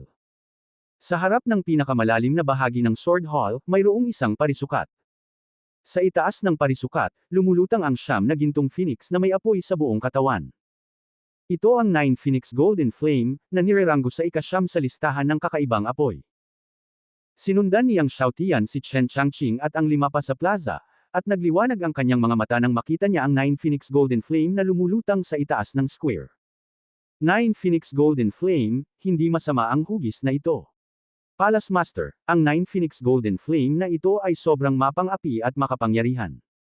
Kahit na ang isang Martial Emperor ay mahihirapang makalapit dito. Bakit hindi ka bumalik para supilan ito mamaya? Hindi napigilan ni Chen Changqing na sabihin. Nag-aalala siya kay Yang Xiaotian. Ang kanilang Sword Palace sa wakas ay nagkaroon ng bagong Palace Master. Kung may nangyari sa kanila dahil sa 9 Phoenix Golden Flame, mamamatay sila. Hindi na kailangan. Alam ni Yang Xiaotian na nag-aalala si Chen Changqing at ang 5 pa, at ngumiti at sinabing, "Huwag mag-alala, hindi ako masasaktan ng 9 Phoenix Golden Flame." Tapos sabi niya, "Lumabas ka muna." Ito. Nag-alinlangan si Chen Changqing at ang 5 pa. Nag-aalala pa rin sila. "Lumabas ka muna. Pag may nakita akong mali, aalis na ako." Sabi ni Yang Xiaotian sa 5 tao. Sumagot ang 5 tao at tumalikod na para umalis. Tumingin si Yang Xiaotian sa 9 Phoenix Golden Flame sa itaas ng square, humakbang, at naglakad papunta sa square. Nang maramdaman ang pagpasok ni Yang Xiaotian sa plaza, ang 9 Phoenix Golden Flame na umaaligid sa itaas ng square ay biglang sumigaw ng phoenix, ikinalat ang mga ginintoang pakpak nito, at sinunggaban si Yang Xiaotian. Habang sumusugod ang 9 Phoenix Golden Flame, ang apoy ng phoenix ay parang nagngangalit na dagat ng apoy, na umaagos sa buong parisukat. Ang nakakagulat na alon ng init ay malapit ng lamunin si Yang Xiaotian, ngunit biglang, isang sinag ng liwanag ang lumipad at bumalot sa buong katawan ni Yang Xiaotian. Ang apoy ng 9 Phoenix Golden Flame ay binomba si Yang Xiaotian, ngunit lahat ay naharang ng liwanag. Ang liwanag ay inilabas ni Yao Ding. Ngumiti si Yang Xiaotian kay Yao Ding, sa kritikal na sandali, si Uncle Ding pa rin ang tumulong. Sinabi ni Yao Ding, "Mahirap ang buhay ko. Mula sa simula ng mundo hanggang ngayon, palagi akong nagtatrabaho para sa iba. Walang pagkakamali, isang pangungusap, isang post, isang nilalaman, isang anim, isang siyam, isang libro, isang bar, tingnan mo.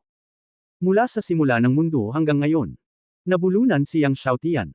Patakbuhin ang Dragon Technique para matrap ang 9 Phoenix Golden Flame. Sabi ni Yao Ding.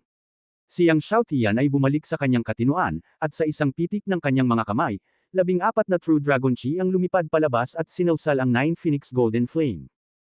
Nakatali ng True Dragon Chi niyang Xiaotian, ang 9 Phoenix Golden Flame ay mabilis na sumugod. Gayunpaman, natrap niyang Xiaotian ang Thunder Tribulation Divine Fire noon, at hindi nakatakas ang Thunder Tribulation Divine Fire, lalo pa ang 9 Phoenix Golden Flame. Makalipas ang mahigit isang oras, sa wakas ay tumira na ang 9 Phoenix Golden Flame.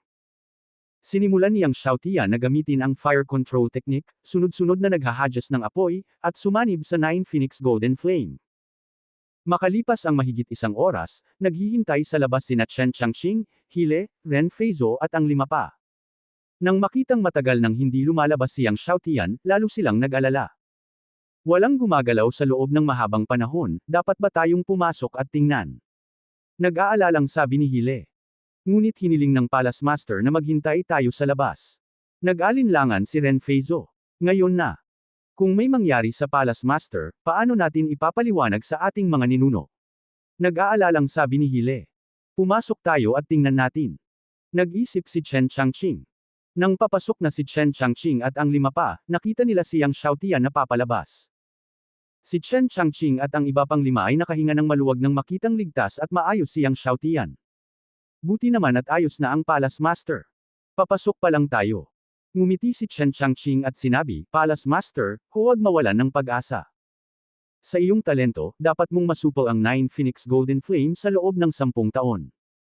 Oo, tiyak na masusupol ng Palace Master ang 9 Phoenix Golden Flame sa hinaharap. Sabi din ni Hile. Ngumiti siyang Xiaotian, at pagkatapos ay sinabi, pupunta ako ngayon sa Inner Hall. Pumunta na kayo at maging abala. Hindi nyo na ako kailangang hintayin.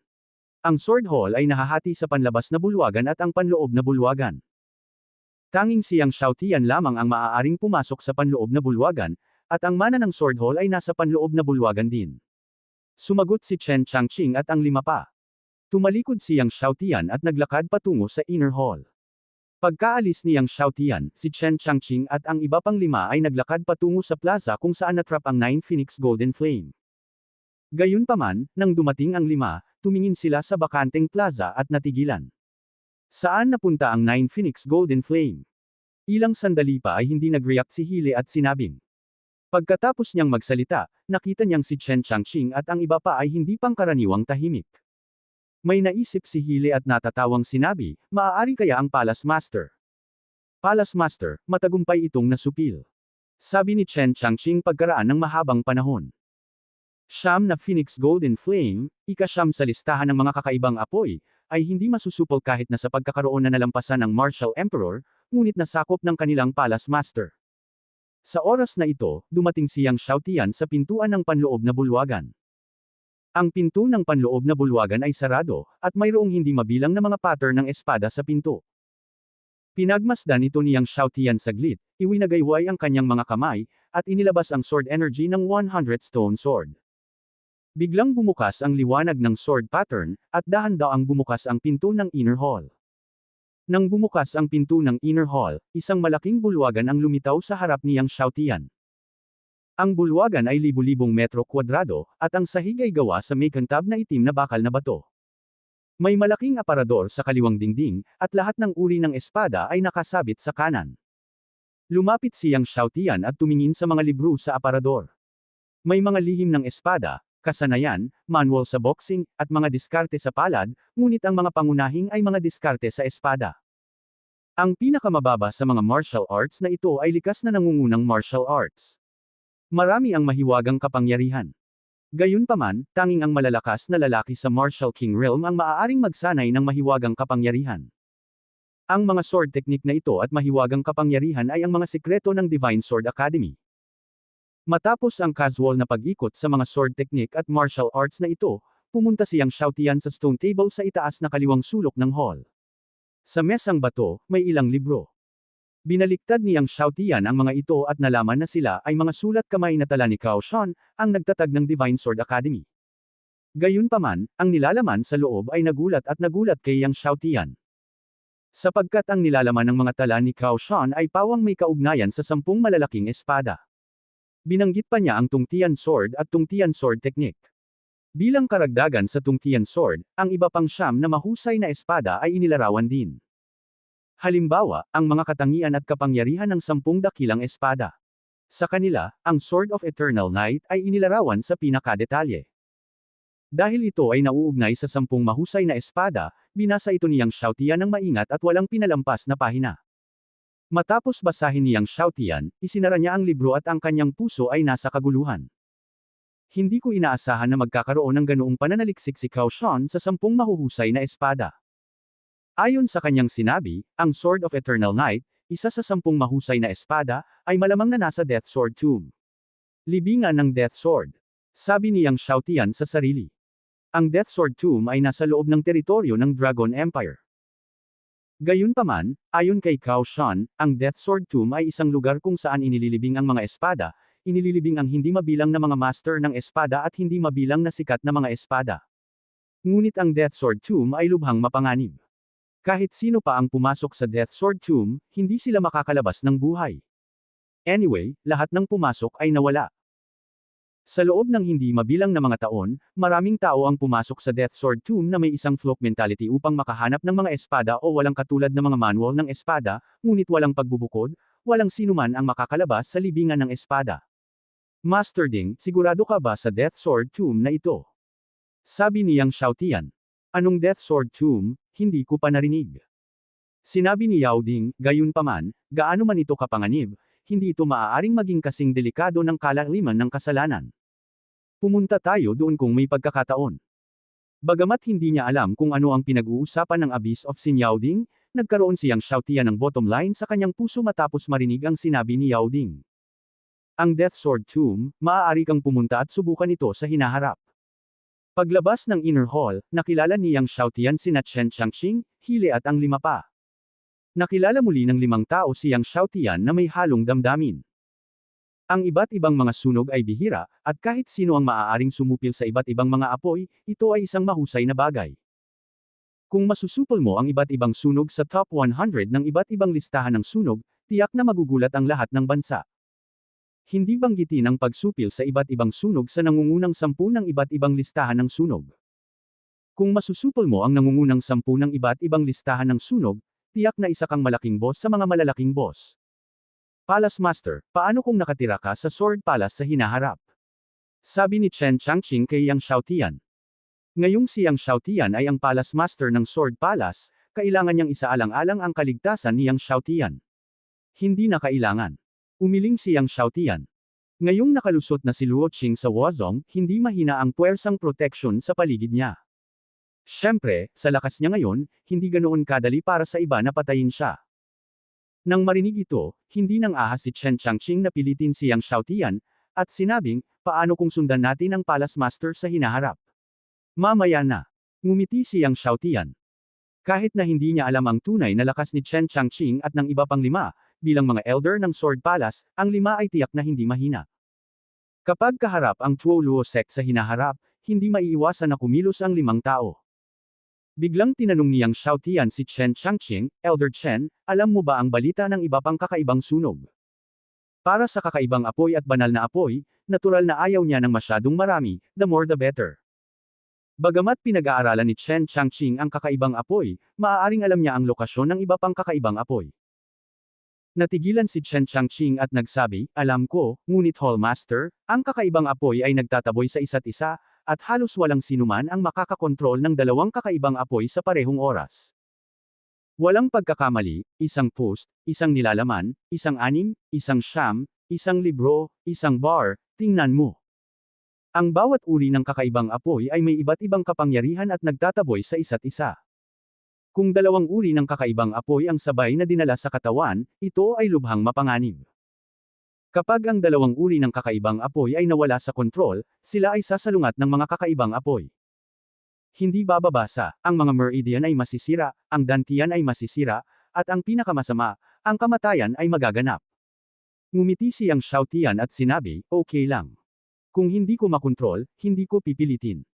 Saglit na nag-alinlangan si Chen Changqing, at sa wakas ay sinabi kay Yang Xiaotian kung nasaan ang iba pang tatlong uri ng kakaibang apoy. Tuwang-tuwa si Yang Xiaotian nang malaman kung nasaan ang tatlong uri ng kakaibang apoy. Mahirap para sa iba na kontrolin ang dalawang uri ng kakaibang apoy, ngunit mayroon siyang medicine cauldron, ang dragon art, at ang fire control art, kaya hindi siya nag-aalala tungkol sa problemang ito. Umalis si Yang Xiaotian sa Sword Hall, ngunit pagdating niya sa panlabas na patio, nakilala niya sina Hu Xing, Cheng Beibei, at Yang Zong. Yang Xiaotian. Si Cheng Beibei ay nagngangalit ang kanyang mga ngipin at ang kanyang mga mata ay nagliliyab nang makita niyang muli si Yang Xiaotian. Sinaktan siya ng sipa ni Yang Xiaotian sa piging ng kaarawan sa loob ng ilang araw. Magkaiba ang reaksyon ni Hu Xing at Yang Zong nang makita nila si Yang Xiaotian. Si Hu Xing ay nagseselos at mamamatay tao, habang si Yang Zong ay tumingin kay Yang Xiaotian ng may kaunting takot. Tumingin si Yang Xiaotian kay Cheng Beibei, na nagngangalit ang kanyang mga ngipin, at walang pakialam na sinabi, ako na ngayon ang master ng Sword Hall. Ayon sa mga patakaran ng akademya, kailangan mong saludo ako kapag nakita mo ako. Anong sabi mo? Let me salute you. Tumili si Cheng Beibei na parang pusa na naapakan ang buntot. Saglit na nag-alinlangan si Hu Xing, yumuko at nagsabi, kilalanin ang master. Kilalanin ang master. Nanginginig ang boses ni Yang Zong. Nakatitig pa rin si Cheng Beibei kay Yang Xiaotian ng nagniningas na mga mata. Siya ay isang prinsesa ng isang bansa, at hindi siya naniniwala na si Yang Xiaotian ay maglalakas loob na gawin ang anumang bagay sa kanya. Naghilom na ba ang sugat mula sa sipa sa piging ng kaarawan? Tumingin si Yang Xiaotian kay Cheng Beibei at biglang sinabi. Nang marinig ni Yang Xiaotian na binanggit ang sipa sa piging ng kaarawan, iniisip ang eksena kung saan siya pinalayas ni Yang Xiaotian sa piging ng kaarawan, nagalit si Cheng Beibei at naglabas ng espada. Sa sobrang takot ni Hu Xing ay mabilis niyang pinigilan si Cheng Beibei. Sa unang 2 beses na umatake si Cheng Beibei gamit ang kanyang espada, sinipa siya ni Yang Xiaotian ng mas malakas at mas malakas. Kung si Cheng Beibei ay itataboy muli sa pagkakataong ito, sino ang nakakaalam kung ano ang mangyayari? Hu Xing. Biglang sinabi ni Yang Xiaotian, si Deng Yi ay ipinadala mo noon, tama ba? Ang mga mata ni Hu Xing ay kumislap sa gulat nang marinig niya ito, at sinabi niya, Palace Master, hindi ko maintindihan ang iyong sinasabi. Hindi na nagsalita si Yang Xiaotian, at diretsyong umalis. Nang madaanan niya si Yang Zong, sinabi niya, ingatan mo ang iyong sarili. Hindi nang ahas si Yang Zong na tingnan si Yang Xiaotian. Pagkaalis ni Yang Xiaotian, tumingin si Cheng Beibei sa direksyon na nilisan ni Yang Xiaotian at galit na sinabi, babalik ako sa maharlikang lungsod sa loob ng ilang araw at mag-uulat sa aking ama, hinihiling sa kanya na patayin si Yang Xiaotian, ang maliit na aso. Pagkaalis ni Yang Xiaotian, sinabi ni Hu Xing kay Yang Zong, sinipa ni Yang Xiaotian ang prinsesa, na isang malaking paghihimagsik. Para sa gayong taksil, dapat mong hilingin sa iyong lolo na sipain siya palabas ng family tree. Sipain siya sa family tree. Nakangiting sabi ni Yang Zong. Oo, hilingin sa iyong lolo na sipain siya sa family tree. Mabangis na sinabi ni Cheng Beibei, gayon din, sipain ang kanyang ama sa family tree, sa madaling salita, sipain ang lahat ng kanilang pamilya sa family tree. Ito. Napalunok si Yang Zong. Bakit, ayaw mo? Lumubog ang mukha ni Cheng Beibei at nanlamig. Hindi yun ang ibig kong sabihin. Nakita ni Yang Zong ang masamang mukha ni Cheng Beibei at mabilis siyang nakipagkamay. Pagkatapos ay maaari mong hilingin sa isang tao na magpasa ng mensahe sa iyong lolo ngayon, na nagsasabi na iyon ang aking intensyon. Galit na sabi ni Cheng Beibei. Nang bumalik si Yang Xiaotian sa bahay, gabi na. Nakatayo sa bakuran, ipinatawag niya ang 9 Phoenix Golden Flame. Biglang nagliwanag ang bakuran. Ang 9 Phoenix Golden Flame ay nakapulupot sa katawan ni Yang Xiaotian. Mula sa malayo, ang katawan ni Yang Xiaotian ay parang siyam na gintong phoenix na nakapulupot sa kanya. Si Yang Xiaotian ay tumalon at dumaong sa isa sa mga phoenix, at lumipad pataas na may kontrol ng mga gintong apoy ng siyam na phoenix. Biglang dinala ng siyam na phoenix si Yang Xiaotian at lumipad sa bakuran. Noong una, ang mga martial emperor lamang ang maaaring lumipad sa himpapawid, ngunit ngayon, sa kapangyarihan ng ginintoang apoy ng siyam na phoenix, maaaring lumipad sa himpapawid si Yang Xiaotian. Pagkatapos lumipad sa bakuran ng ilang sandali, kinuha ni Yang Xiaotian ang ginintoang apoy ng siyam na phoenix sa kanyang katawan at nagsimulang magsanay. Kinabukasan, nang ihinto ni Yang Xiaotian ang Dragon Beginning Technique at lumabas sa bakuran, sina Liao Kun, Zhang Jingrong at ang iba pang 5 ay naghihintay ng magalang. Ilang araw ang nakalipas, pumunta sila para bumili ng mga panggamot na materyales para sa pagdadalisay ng Four Elephants Elixir sa utos ni Yang Xiaotian, at nabili na nila ang mga ito, at nagbalik din ng 110 alipin sa tuktok ng ika-10 antas ng nakuhang kaharian. Tiningnan ni Yang Xiaotian ang tumpok ng mga panggamot na materyales sa kanyang harapan at tumanggo ng may kasiyahan, maganda ang ginawa mo. Mahirap makahanap ng mga panggamot na materyales para sa pagpino ng Four Elephant Spirit Peel. Hindi ko inaasahan na ang 5 tao ay makakabili ng ganito karami.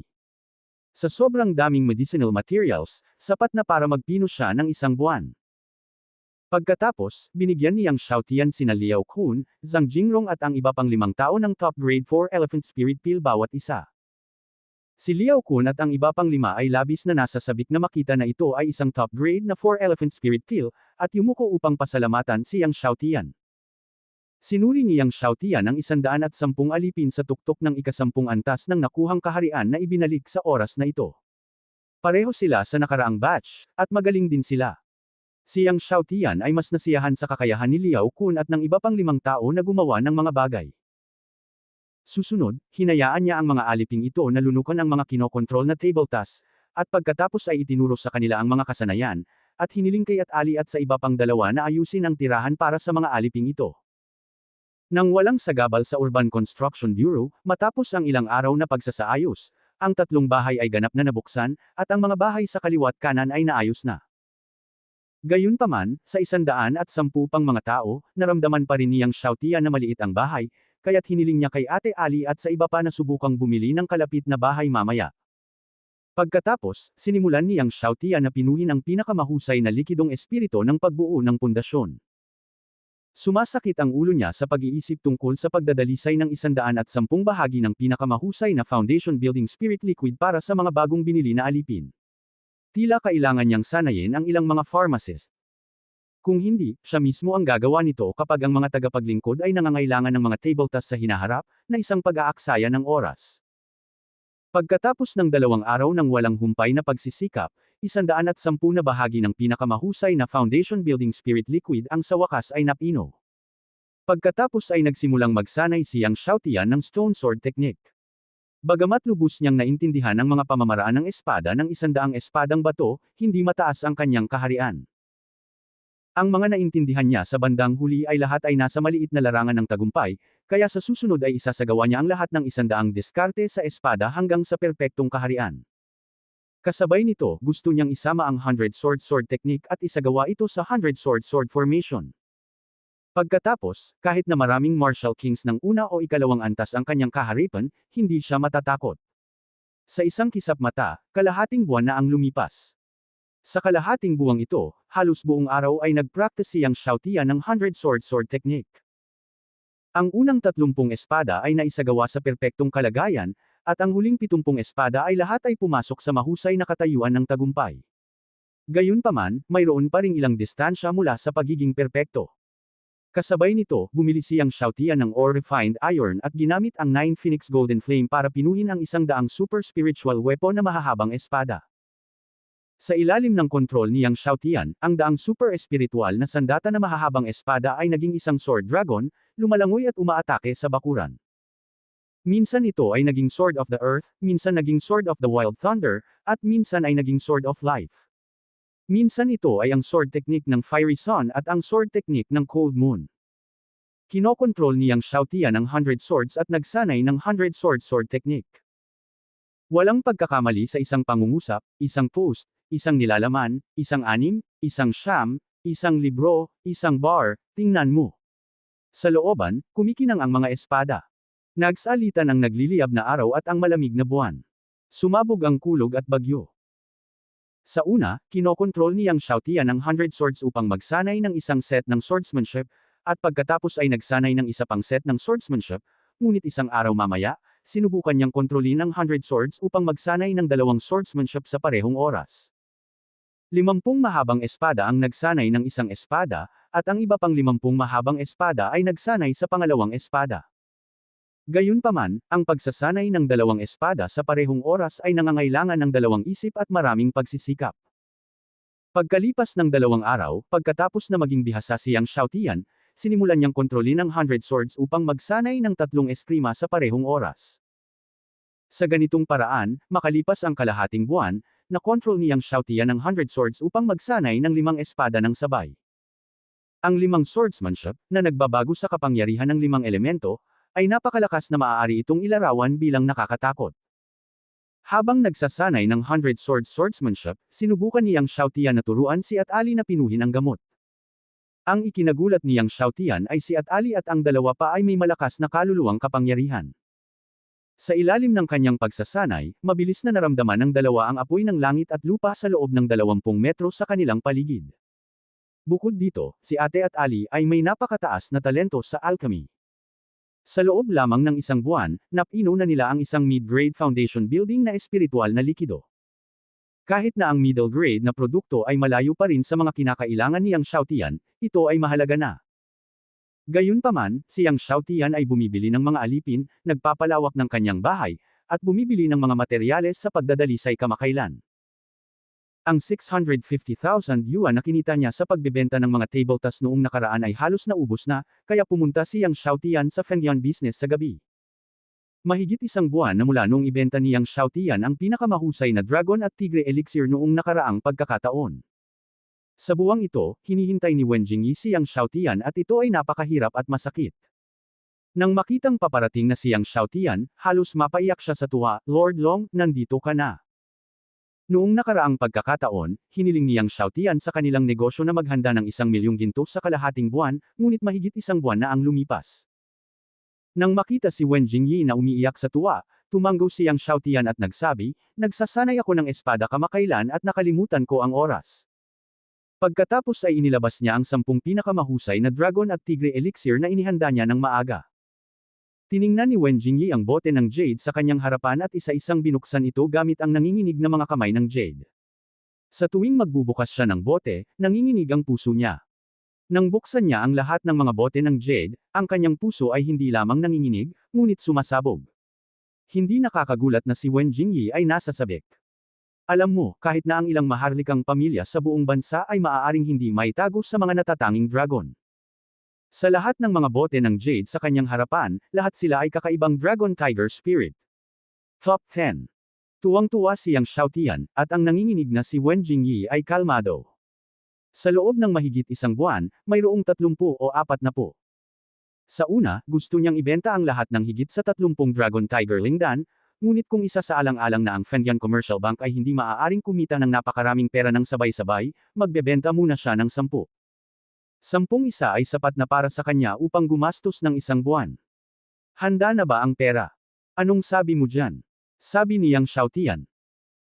Gising si Wen Jingyi, at nagsumikap siyang pigilan ang kanyang pananabik at sinabi kay Yang Xiaotian, "Master Dragon, sabi ng aming punong tanggapan, kung ibebenta mo ito ng direkta sa amin, isang kakaibang espiritu ng tigre ng dragon, 100,000 ginto, 10 ay isa sa isa, isa ay isa sa isa. Milyon-milyong ginto, paano pa kaya? Kung isa sa alang-alang ang impluensya ng Dragon Tiger Lingdan, ito ay mas malaki kaysa sa halaga ng elixir mismo. Napakaganda na ng presyong ito." Oo. Tumango si Yang Xiaotian. Kaagad, si Wen Jingyi ay nasa sabik na nagbigay ng 1 milyong gintong barya kay Yang Xiaotian.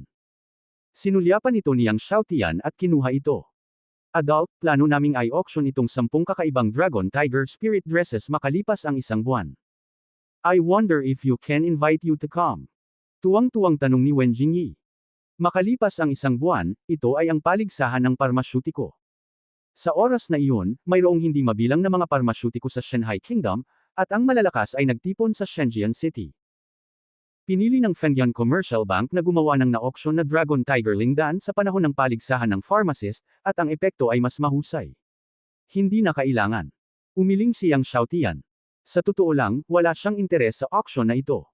10 natatanging espiritu ng Dragon Tigre, hindi 10 Tianpin Dragon Tiger Lingdan.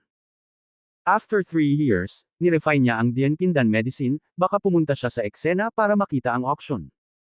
Nakinig si Wen Jingyi kay Yang Xiaotian na hindi lumahok sa auction, ngunit nabigo.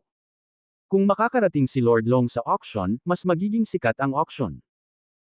Mayroong hindi mabilang na mga parmasyutiko sa paligid nila sa paligid ng mga nakapaligid na bansa, at hindi mabilang na malalakas na tao ang gustong makita si Master Dragon. Master Dragon. Nag-alinlangan si Wen Jingyi at sinabing, Hari ng Shanghai, Deanlin ng Shenzhen College, Lord Li Wen, ang pinuno ng Pharmacist Hall ng Shanghai Guo Pharmacist, at ang mga hari sa buong bansa ay gustong makita ka, nakikita mo. Sino ang makakapino sa kakaibang Dragon Tiger na si Lingdan, na ayaw makipagkilala? Umiling siyang Xiaotian at sinabing, no si. Kapag nakita siya ng mga taong ito, gusto nila siyang hilahin at paglaruan. Pagkatapos magsalita niyang Xiaotian, direktang nagtago siya sa kadiliman at nawala sa lugar.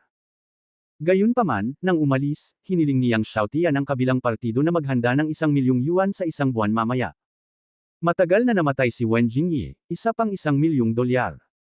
Ito ba? Nabigla siya. Nangangahulugan ng dragon na ito na makalipas ang isang buwan, may 10 iba pang natatanging Dragon Tiger Lingdan na naibenta sa Fengyan Commercial Bank. Makalipas ang isang buwan, magagawa ba ng kabilang partido ang 10 natatanging Dragon Tigre na espiritual na dan? Kahit na ito ay ang 4 na pangunahing parmasyutiko ng Shanghai Kingdom, sa mahirap na buhay, ang isang kakaibang espiritu ng tigre ng dragon ay hindi maaaring pinuhin, ngunit ang Master Dragon sa harap niya ay maaaring gumawa ng 10 higit sa isang buwan. Di nagtagal, pagkaraan ng isang buwan, ipinakalat ng Fengyan Commercial Bank ang balita ng auction ng 10 natatanging Dragon Tiger Lingdan. Biglang, ang mga pangunahing puwersa ay nanginginig. Ano, ang Fengyan Commercial Bank ay magsusubasta ng 10 natatanging Dragon Tiger Lingdan makalipas ang isang buwan. Si Lin Yong, ang Shenzhen College, ay tumingin kay Chen Yuan ng may pagtataka, saan makukuha ng Fengyan Commercial Bank ang napakaraming Dragon Tiger Lingdan. Kaagad, ang kanyang katawan ng tigre ay nanginginig, na nag-iisip ng isang posibilidad, ito ba? Tumango si Chen Yuan, oo, ibinenta muli ito sa kanila, at ang pagtatasa ng Fengyan Commercial Bank ay natukoy na ang 10 natatanging Dragon Tiger Lingdan na ito ay ginawa mula sa buwang ito. Ang mukha ng pagsamba ni Chen Yuan, kahit na hindi siya isang parmasyutiko, maaaring naisin niyang sambahin ang dragon. Isang buwan, 10 natatanging espiritu ng tigre ng dragon ang napino. Gaano kakilakilabot ito ay isang paraan ng pagdadalisay. Umiyak si Lin Yong, hindi nakakagulat na hiniling ng mga hari ng bansa na makita ang Dragon. Kung may dragon na tutulong, bakit hindi mag-alala tungkol sa maharlikang pamilya ay hindi lalakas at lalakas? Natigilan siya sa kanyang dibdib at sinabing, bakit hindi magagamit ang mga karakter na ito para sa aking Divine Sword Academy, kung hindi, hindi ako maaaring maging unang kolehiyo ng Emperor of the Deeper. Sa oras na ito, nalaman din ni Luo Junpang at Deng Yichen, Yunhui College, na ang balita ng 10 natatanging Dragon Tiger na si Dandan na ibinenta sa Fengyan Commercial Bank ay nagulat. Walang pagkakamali, isa, 619,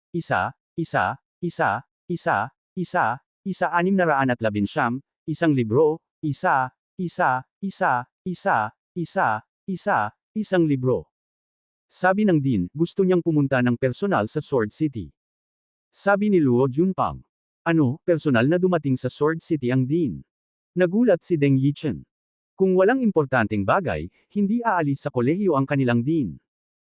Pagkalipas ng isang buwan, nais ni Fengyan Shangxing na mag-auction ng 10 natatanging Dragon Tiger Lingdan. Nais ng Dean na lumahok sa pagbaril, at upang makita kung makikita niya ang Dragon. Sinabi ni Luo Junpang, hindi lamang ang ating dekano ang darating, ang iba pang 2 patio ay darating. Natatakot ako na sila ay darating, at maging ang hari ay maaaring pumunta sa Sword City. At ang lahat ng ito ay tanungin ang dragon. Bibig ni Deng Yichen. Ang pag-alis ng kanyang kamahalan sa Wangcheng, ito ay isang malaking bagay. Sa normal na mga pangyayari, hindi iiwan ng Her Majesty ang Wangcheng. Sa pagkakataong ito, umalis ako sa Wangcheng para lang makilala si Master Dragon. Ang susunod na lungsod ay ang hangin at mga ulap. Sabi ni Luo Junpang na may emosyon. Naiisip niya na magkakaroon ng hindi mabilang na mga master at pharmacist na pupunta sa Divine Sword City. Gayunpaman, si Lord Long ay bihirang magpakita, at sa tuwing siya ay nagpapakita, siya ay dumarating at umaalis ng walang bakas. Mahirap siyang makita. Nalungkot si Deng Yichen. Mahigit isang buwan na siya sa Shenzhen City, ngunit wala pa rin siyang makitang bakas ni Lord Long. Makakakuha lang siya ng ilang impormasyon tungkol kay Lord Long mula kay Wen Jingyi ng Fengyan Business, ngunit ang ilang mga salitang ito ay walang silbi. Pagkatapos bumalik ni Yang Xiaotian mula sa Fengyan business, nagkaroon siya ng 1,000,000 ginto, at mas naging komportable siya.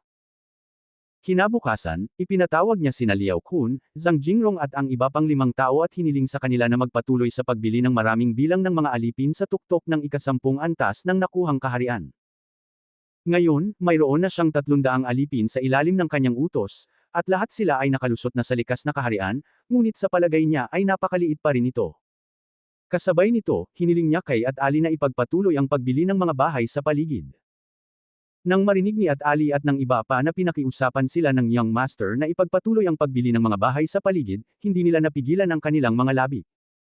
Kung patuloy silang bibili, malamang na mas malaki ang bahay ng Young Master kaysa sa mansyon ng City Lord sa Shenzhen City. Kung ito ay mas malaki kaysa sa Lord's Mansion ng Divine Sword City, hindi ba komportable si Lord Pang Zigang? Ipinahayag ng dalawa ang kanilang mga alalahanin kay Yang Xiaotian.